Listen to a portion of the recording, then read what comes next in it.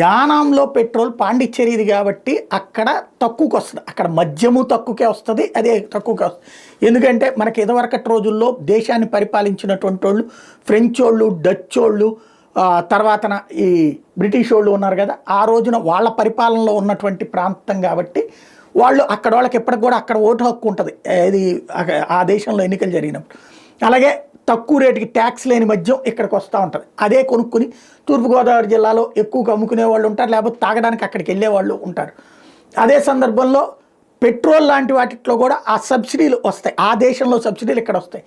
ఒక్కొక్క ట్యాంకర్ మీద వేలకు వేలు లక్షలకు లక్షలు సంపాదిస్తున్నారట.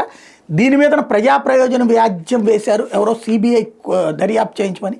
బట్ సిబిఐ దర్యాప్తు చేయించట్లేదు, కోర్టు కొట్టేసింది. యానాంలో విక్రయించడానికి వినియోగించడానికి ఉద్దేశించిన పెట్రోలియం ఉత్పత్తుల్ని ఆంధ్రప్రదేశ్లో బ్లాక్ మార్కెటింగ్ చేస్తున్నారని ఈ వ్యవహారం మీద సిబిఐ దర్యాప్తునికి ఆదేశించాలని దాఖలైన పిల్లి హైకోర్టు కొట్టేసింది. అక్రమాలకు పాల్పడుతున్న రిటైల్ అవుట్లెట్ల మీద ఇప్పటికే పెట్రోలియం కంపెనీలు చర్యలు తీసుకున్నాయని తెలిపింది.